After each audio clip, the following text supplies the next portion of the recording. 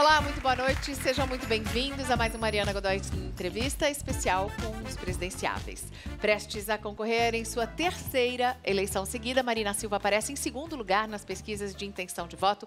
É a minha entrevistada de hoje. Muito obrigada a você que mandou pergunta, né, Mauro? Tem pergunta que chegou pelo Twitter com a hashtag do programa Mariana Godoy Entrevista. Obrigado pela participação. E para você que ficou o dia inteiro falando de futebol, agora a gente vai falar de coisa séria dos destinos do país. É papo sério aqui. Agora a gente vai falar um pouquinho de política, de Brasil, de futuro do nosso país com a candidata Marina Silva. Muito boa noite. Boa noite, Mariana. Uma satisfação voltar a conversar com você. Assistiu ao Jogo do Brasil? Sim, assisti um pedaço ainda em casa e a outra parte num táxi, indo para o aeroporto no Rio de Janeiro para vir para cá. Mas foi a melhor parte, que foi aquela que a gente fez 2 gols nos últimos 6 minutos que restavam. Então, foi de uma felicidade enorme. Felicidade sua e do taxista, E do né? taxista, Imagino. exatamente. Só que o taxista era muito disciplinado, ele conseguia apenas ouvir. E a televisãozinha assim do lado, ele focado na estrada e só ouvindo, e eu vidrada na televisãozinha. Ah, que bom. Que gostoso também a gente falar um pouquinho de futebol no meio de tanta coisa pela qual o brasileiro vem passando ultimamente. Você aparece em segundo lugar nas pesquisas de intenção de voto, num cenário que não inclui o ex-presidente Lula. Você acha que o ex-presidente Lula deveria poder participar dessa pesquisa ou deveria poder concorrer nessa eleição, por exemplo? Eu acho, Mariana, que a lei é para todos. A gente não pode criar 2 pesos e 2 medidas. A lei da ficha limpa diz que só podem participar aquelas pessoas que estejam de acordo com as exigências, que é não ter uma condenação em segunda instância, como, no caso, o presidente Lula já tem. Então, não podemos criar, né, mecanismos para proteger esse ou aquele interesse. Não é porque alguém é rico demais, popular demais, forte demais, que deve estar acima da lei. Infelizmente, os erros que foram praticados na política brasileira faz com que algumas pessoas não possam participar. Mas, quando se comete erros, a lei deve vir para corrigir os erros praticados. E é interessante porque, com essa sua opinião, talvez muitos eleitores do Lula não concordem com você e não vejam mais em você uma opção, ou você acha que isso não tem muito a ver? Porque existe uma disputa hoje por esse eleitorado do ex-presidente Lula, né? Mas as pessoas elas querem ver coerência, respeito ao mesmo tempo e ficar longe do oportunismo.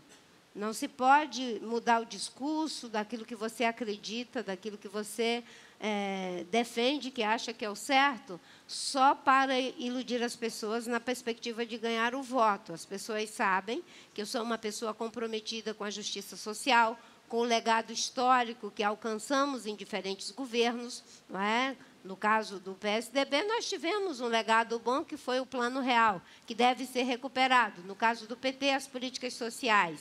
Agora, ninguém deseja que ninguém, por oportunismo, fique fazendo discursos que não são coerentes com aquilo que se acredita. E eu acho que as pessoas me respeitam muito mais, porque eu não faço uma adaptação do discurso para tentar canibalizar os votos do PT. Eu tento convencer as pessoas de que eu sou uma alternativa boa para o Brasil, porque sou capaz de reunir as pessoas, porque temos uma proposta que temos trabalhado nela desde 2010 para mudar o Brasil de verdade e porque não temos preconceito com nenhum dos partidos. E pessoas boas temos em todos os partidos. O problema é que eles estão no banco de reserva. E se ganhar, eu, como digo, sempre vou governar com os melhores da sociedade, dos partidos, da academia e dos movimentos sociais. Marina, a gente tem... Desculpa, eu só queria ler uma... Já que ela disse a gente tem os melhores, eu quero ler aqui uma mensagem que a gente recebe aqui da Ivana Maria, que diz o seguinte: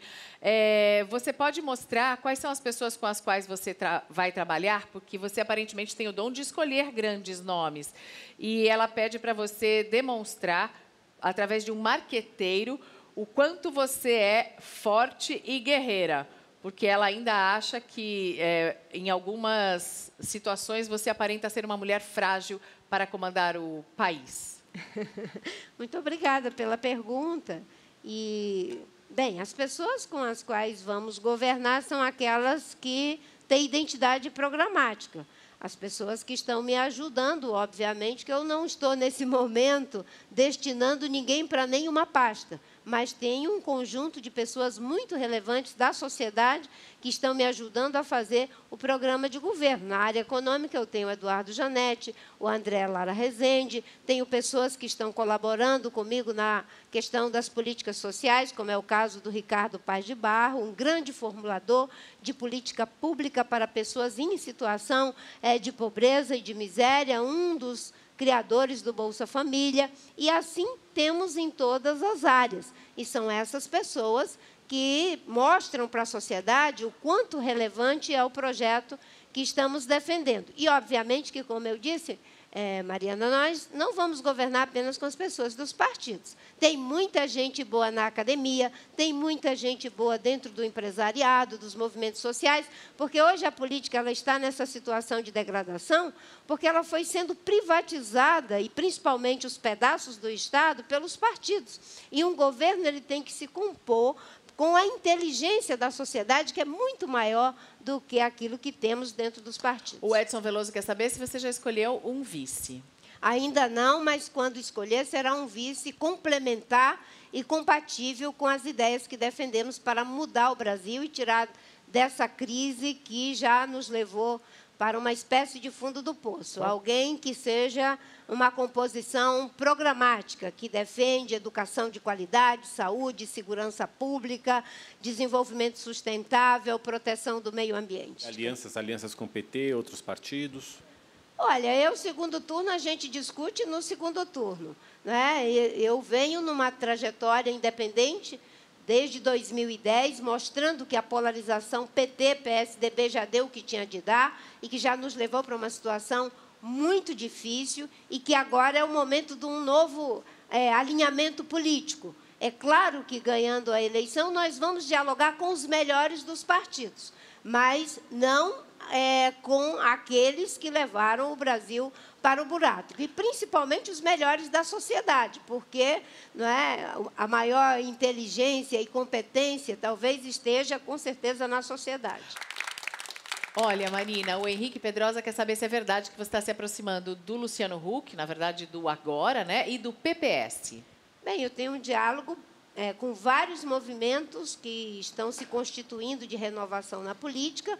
Com o Agora, nós já assinamos há alguns meses atrás uma carta compromisso, e eles têm vários candidatos saindo pela Rede Sustentabilidade, a deputado estadual, deputado federal, e o Luciano Huck faz parte do Agora. Mas ele não pode, pelo que me consta, declarar apoio a ninguém em função das suas limitações contratuais. Mas ele faz parte do movimento.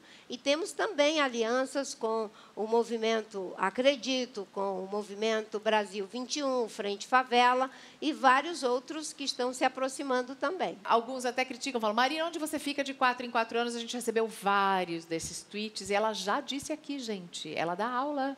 Quando ela não está fazendo campanha, ela está dando aula. Mas será que é uma crítica à demora em você se posicionar sobre alguns assuntos que acontecem e todo mundo tuita rapidinho ou se expõe logo numa rede social e aí você demora um pouco mais para se manifestar? Eles acham que você não se posiciona logo ou desaparece? Bem, primeiro eu estou sumida, graças a Deus, das páginas policiais, que é onde uma boa parte das lideranças e dos partidos políticos tem aparecido. Uma outra coisa importante é que eu não apareço dizendo o que a maioria diz, mas o tempo todo eu tenho me posicionado, sim, Mariana, né? Me posicionado contra o foro privilegiado, me posicionado contra a anistia por Caixa 2, pela cassação da chapa Dilma Temer, que eu dizia que não ia resolver o problema, porque eles eram face da mesma moeda, irmãos siameses. Fomos nós que entramos com o pedido de cassação do Cunha, do Delcídio, que levamos o Aécio Neves ao Conselho de Ética. É que as pessoas, às vezes, elas acham que porque você não está dizendo aquilo que a maioria está dizendo, é como se você não estivesse se posicionando. É um outro posicionamento. Não é o posicionamento do PT, do PMDB, do PSDB, que são contra a Lava Jato, que são a favor de anistia para Caixa 2, são a favor do foro privilegiado. É um outro posicionamento. Vamos ouvir você falar, então, sobre Petrobras. Recentemente, agora, essa semana, a Petrobras perdeu uma ação na Justiça, uma ação trabalhista de sobre um programa de remuneração, uma ação que vai custar, se a Petrobras realmente, se a Justiça mantiver essa derrota à empresa, 15 bi, mais retroativos, mais 2 bi por ano, e é uma conta que cai no bolso do brasileiro, é o brasileiro que paga. Existe, no seu programa de governo, alguma proposta para a Petrobras? Qual é? Em primeiro lugar, não vamos privatizar a Petrobras, nem o Banco do Brasil, nem a Caixa Econômica.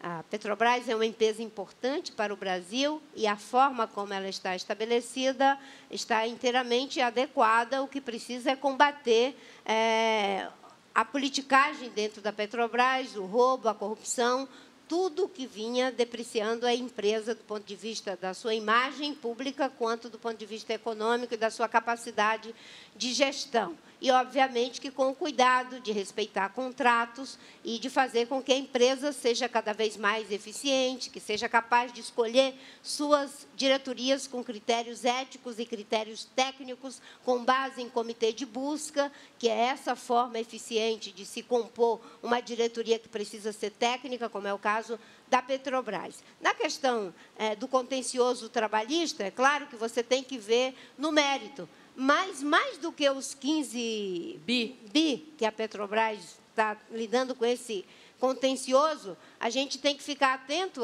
para os bilhões que foram roubados da Petrobras e evitar com que isso se repita. Porque uma coisa é um processo na Justiça, em que a Justiça se pronunciará com o mais amplo direito de defesa, tanto para a empresa quanto para os trabalhadores. É algo inteiramente transparente. Agora, roubar bilhões e bilhões da Petrobras, que também sai do contribuinte, aí é outra coisa. Eu acho que é com isso que a gente tem que se preocupar. Os processos legítimos e transparentes é assegurado o mais amplo direito de defesa. Agora, os processos de corrupção que foram praticados e que precisam ser combatidos daqui para frente, esses sim, nós temos que estar preocupados. Marina. Você disse que não vai privatizar a Petrobras nem Banco do Brasil e a Eletrobras? A Eletrobras é uma empresa que está em debate a sua privatização e tem uma pergunta que precisa ser respondida. Qual é o plano para essa privatização? Porque a Eletrobras ela tem expertise, principalmente, em fazer grandes barragens. E, obviamente, que tivemos grandes barragens na Amazônia no passado, que criaram desastres sociais e ambientais muito grandes. Hoje, o mundo caminha na direção de uma nova matriz energética que seja limpa, diversificada, com geração distribuída.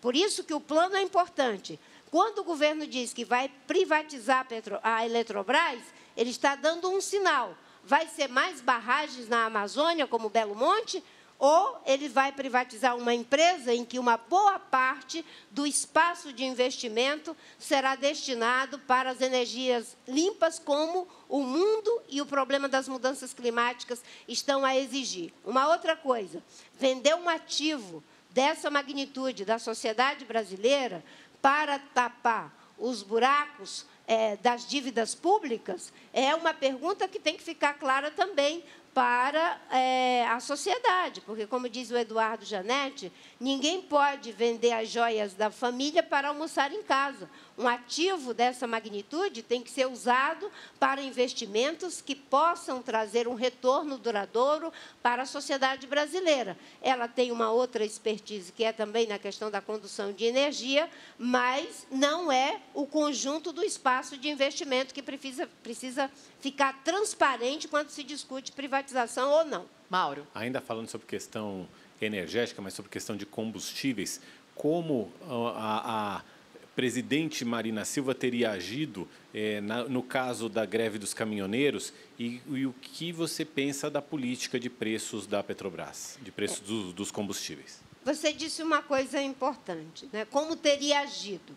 Porque no governo atual, por não ter credibilidade e legitimidade e as pessoas não terem confiança nele, ele não agiu, ele reagiu.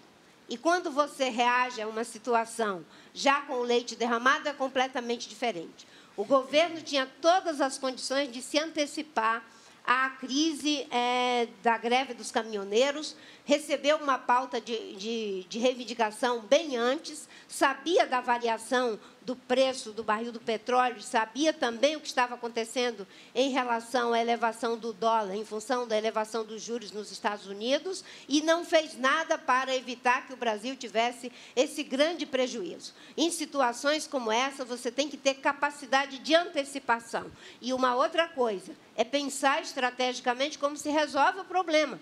Um país com 200 milhões de habitantes, um país com 8 milhões de quilômetros quadrados, não pode ficar refém de um único modal, que é o rodoviário. Porque nós poderíamos combinar e podemos combinar diferentes modais para o transporte, principalmente de carga, que tem a ver com hidrovias, tem a ver com ferrovias.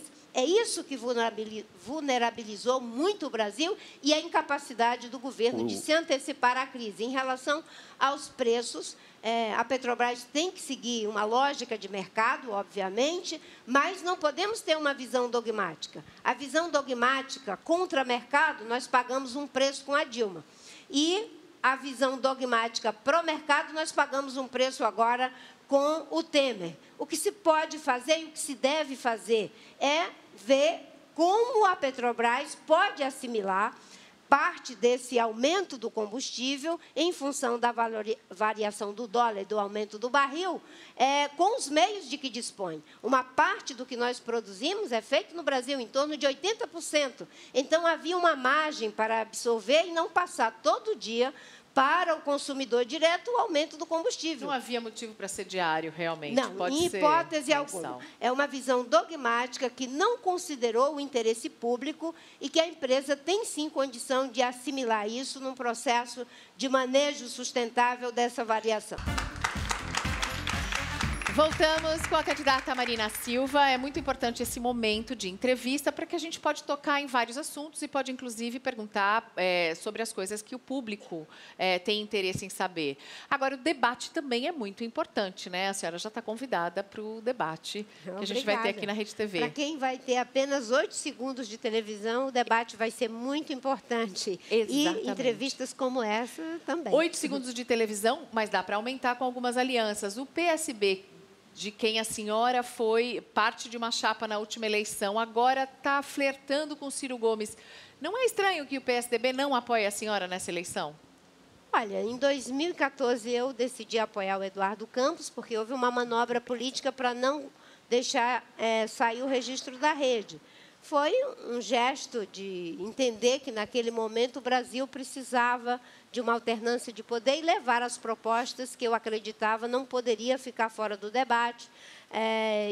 Enfim, caminhei com o PSB, veio aquela tragédia que ceifou a sua vida, eu acabei assumindo o lugar de candidata. E eu respeito a dinâmica interna do PSB. Estamos abertos ao diálogo sempre com os partidos que têm alguma identidade programática, mas cada um vai fazer as suas escolhas. Olha, entre os que estão mais bem colocados na pesquisa, tem Bolsonaro e Ciro, com um discurso mais, não sei, contundente, mais agressivo. Nesse ambiente de agressão, de vou dar uma arma para cada um, se vier aqui eu atiro.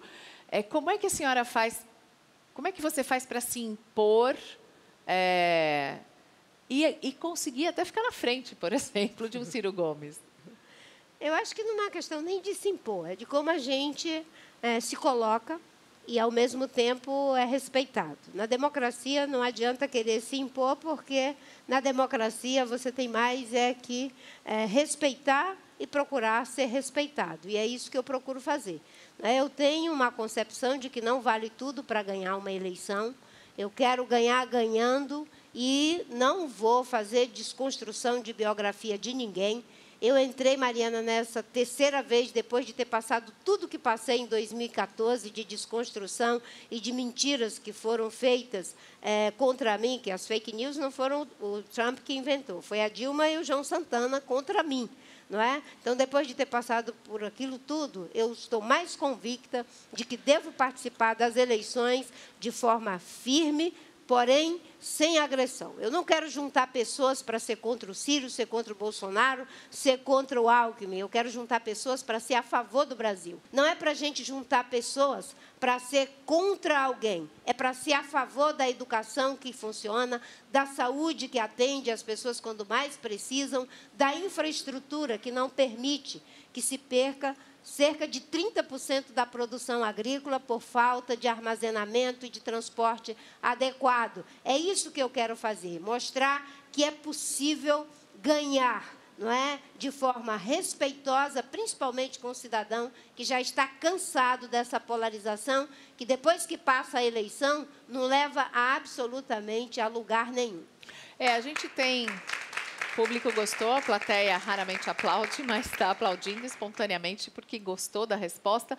A gente tem no Brasil um histórico de ser usado para... A gente percebe que tem pessoas com grandes interesses comerciais fortíssimos, fazendo acordos para direcionar a política pública.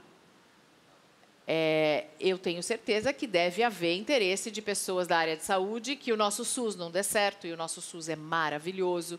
Eu tenho certeza que tem pessoas na área de educação, que são empresários da educação, que têm interesse no sucateamento do que é o ensino público.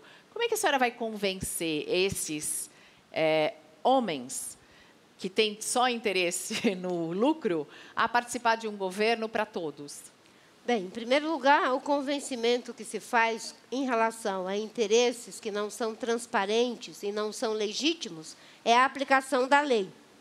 A lei é a única forma de você manter o que é interesse público e não deixar que interesses ilegítimos, de forma subreptícia, venham a direcionar as ações do Estado. O Estado tem que estar aberto para o diálogo, para o empreendedorismo, para a capacidade criativa e inventiva da sociedade, mas não pode ficar refém de agendas ocultas. Então, se nós temos um plano de educação que tem como meta educação de qualidade para todos, você tem que fazer os investimentos corretos e qualquer coisa que não esteja nessa direção não é compatível com o sistema nacional de educação. Se você tem um sistema único de saúde, cujo objetivo é ter saúde de qualidade na baixa, média e alta complexidade, você tem que ter os recursos e a estrutura de pessoal que viabilize o atendimento da saúde pública para que uma pessoa não tenha que levar meses para marcar uma consulta. Quando você se orienta por princípios e valores, tem um programa e cumpre com as regras, o que está estabelecido na lei, você está imune a esse tipo de manobra de quem quer que seja. O problema é que, ao longo do tempo, o Estado foi se tornando corrupto e corruptor. É só olhar para o problema da venda de medidas provisórias para poder atender interesses ilegítimos, o que foi feito com o dinheiro do BNDES, o dinheiro do BNDES para meia dúzia de grandes empresários, como é o caso da JBS, do Eike Batista, em prejuízo do empreendedorismo, que poderia ser, inclusive, para mulheres que estão na periferia querendo empreender. Pessoas que gostariam de ter uma padaria, um salão de beleza, gostariam de ter um lugar para poder ter uma atividade econômica que melhorasse a sua renda. Então, quando a gente tem, não é, esses princípios, você não se deixa levar, em hipótese alguma, não é, por essas agendas que vêm na contramão do que é interesse público. Uma das grandes preocupações do eleitor hoje é com a questão da segurança, e esse é o discurso de centro do candidato Bolsonaro, por exemplo. Quais são as suas propostas para o setor de segurança pública? Em primeiro lugar, não é essa ideia de que violência a gente combate com mais violência. Não é? O Estado é que tem a obrigação de proteger as pessoas. Não é liberando porte de arma para que cada um faça a sua defesa pessoal. Né? A democracia evoluiu, os Estados surgiram como uma contribuição enorme para melhorar a vida da sociedade, porque ele é que tem que prover determinados serviços, oferecer saúde, educação e segurança pública. Um sistema nacional de segurança pública que seja capaz de integrar o trabalho das polícias. Por que isso não é feito até hoje? Porque me parece uma coisa tão simples, informação compartilhada. Por que isso não acontece?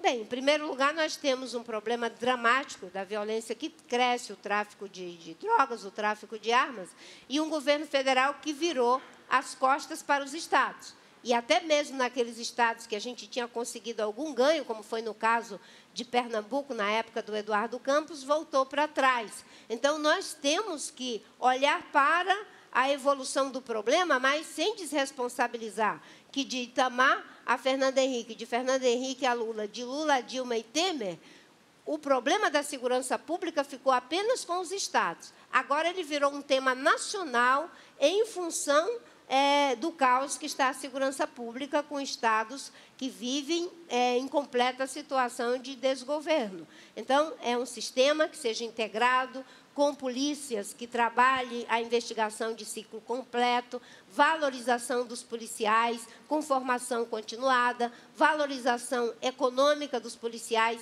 para que tenham salários decentes e, sobretudo, trabalhando com inteligência, para que se faça uma abordagem mais efetiva. Quando você precede a abordagem de determinadas manchas de violência com inteligência, você consegue ser muito mais efetivo. E é essa segurança que nós temos que defender e, obviamente, que não é estimulando mais violência e como se as pessoas agora fossem se defender com as suas próprias mãos. Isso só vai gerar mais descontrole e violência. Essa bandeira da defesa com as próprias mãos é uma bandeira própria do candidato Jair Bolsonaro, que tem defendido uma maior flexibilização aí do porte de armas. E, falando nele, eu questionei ele agora há pouquinho, pelo WhatsApp, se ele tem a intenção de participar dos debates nesse primeiro ano. Nesse primeiro turno. Ele disse que ainda não definiu se participará ou não. Saiu no Anselmo que ele não vem. Ele disse aqui para mim que não definiu se participa ou não. Qual seria a importância dessa participação de todos os candidatos? Primeiro, é a oportunidade da sociedade conhecer as ideias de cada um, que acredita para o Brasil, de fazer ali a interação entre as diferentes visões e os diferentes projetos de país. Na democracia, você tem que expor as suas ideias e ter a disposição para dialogar com os pontos de vista que são diferentes. Eu não consigo imaginar que candidaturas que estão em primeiro lugar, segundo lugar, terceiro, quarto lugar, enfim, que se neguem a participar do debate. Eu quero participar dos debates para poder defender as minhas ideias. Se a gente for falar um pouquinho, só um pouquinho, sobre fake news, eu não vou nem dizer qual é a fake news, mas essas mensagens que estão chegando, mandando perguntar para a Marina Silva do marido dela, é mentira, tá? Ela já esclareceu, e eu não vou passar para frente perguntas que levem essa fake news adiante. É mentira, fique claro, tá? Vamos fazer, então, agora uma pergunta polêmica. Nós tivemos recentemente uma decisão favorável à descriminalização do aborto. Na Islândia, a permissão, e na Argentina, recentemente, pela votação na Câmara, agora o projeto já está no Congresso. O Bito Júnior pergunta, sendo uma pessoa cristã protestante, qual é a sua posição em relação ao aborto?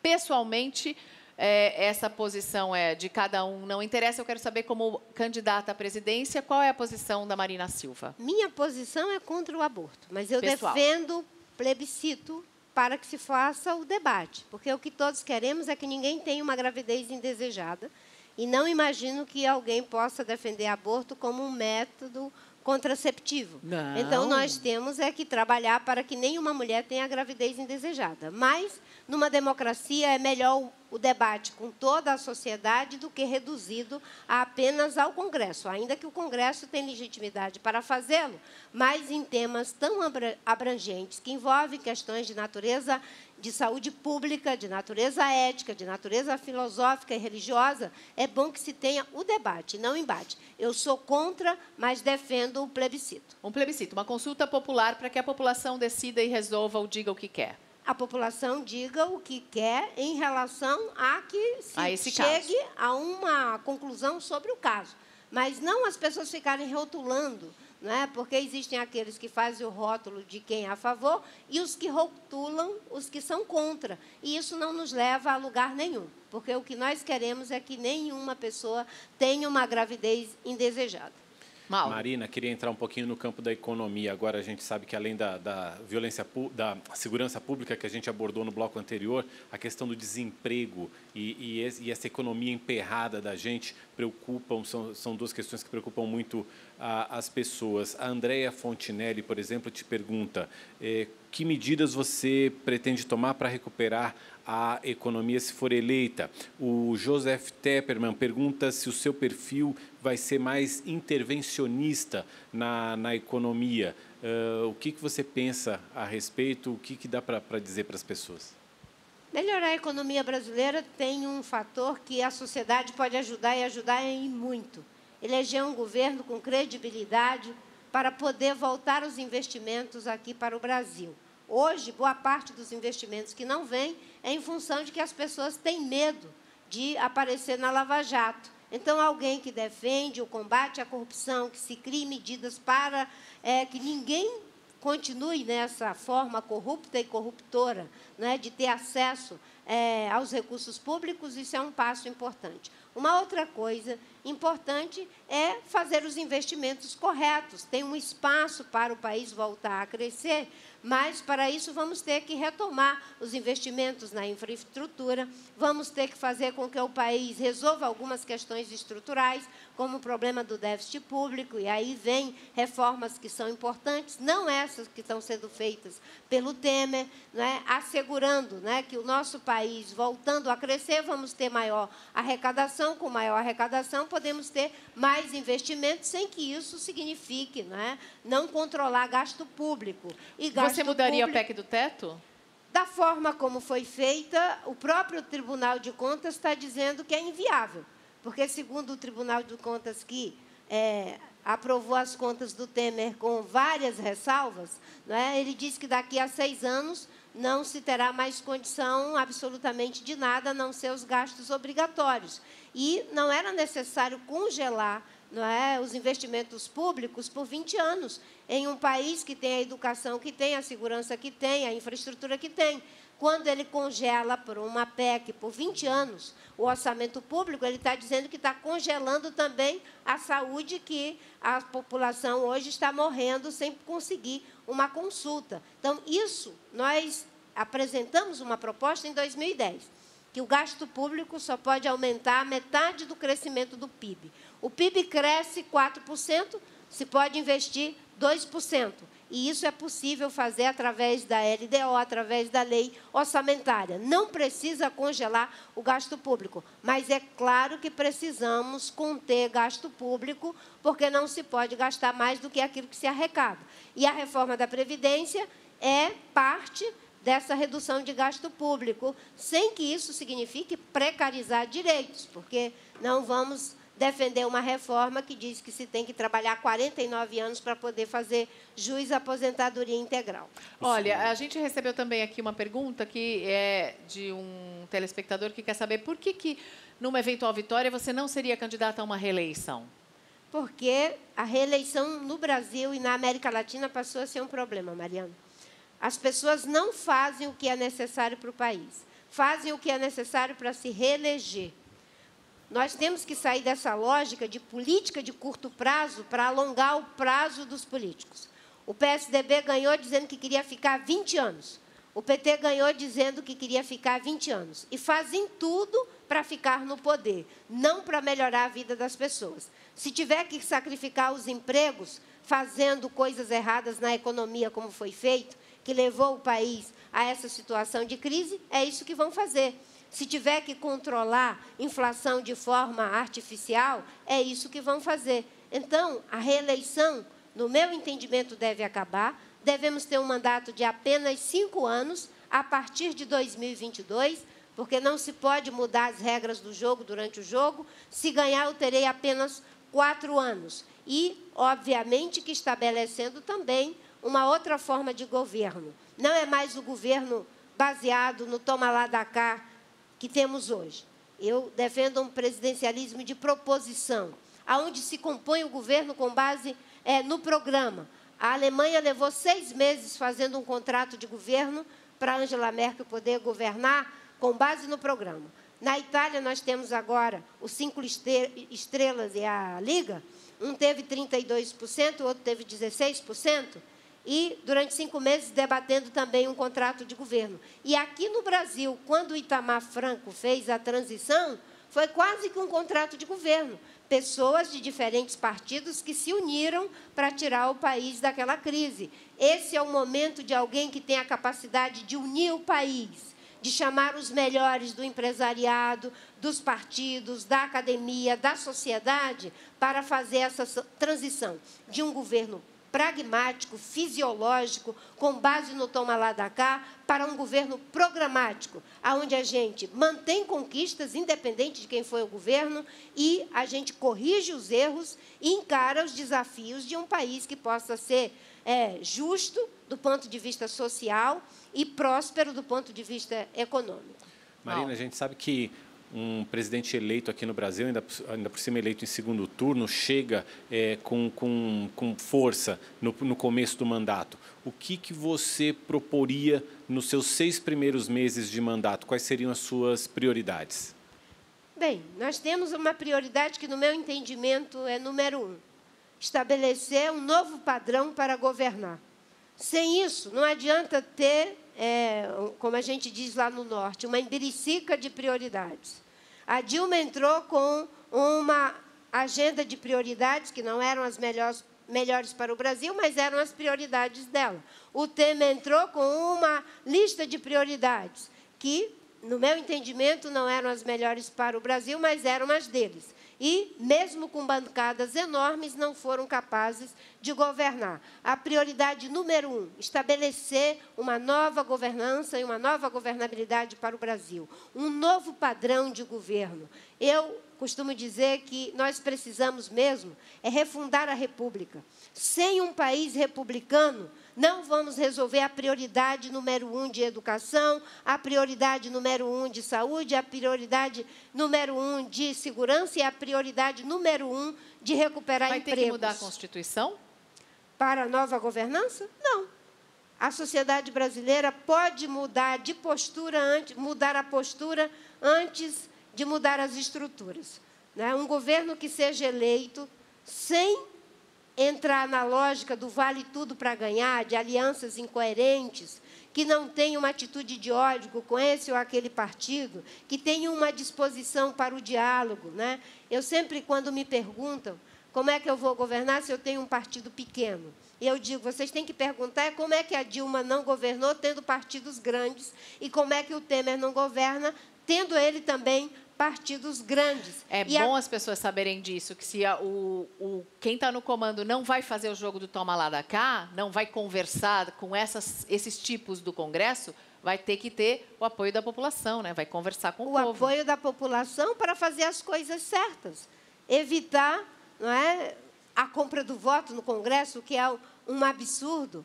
E, obviamente, que um governo que estabeleça uma outra régua. Se for presidente da República, jamais terei atos obscuros e não transparentes recebendo qualquer que seja o lobista ou empresário pela garagem do Palácio do Planalto de forma subreptícia. As coisas têm que ser feitas claras. E não é errado ter interesse. Todo mundo tem interesse. O erro é quando alguém acha que o seu interesse, de forma ilegítima e antirrepublicana, se sobrepõe ao interesse do outro. Não. Muito obrigada, Marina. Marina Silva, nossa primeira entrevistada na volta às entrevistas com os presidenciáveis, agora em 2018. Obrigada, Marina. Eu é que agradeço a vocês que estão nos acompanhando. Obrigada, Mauro. Obrigado, Mariana. Obrigado, Marina. E obrigada a vocês todos que participaram. Obrigada pelos tweets que enviaram. Marina, boa noite.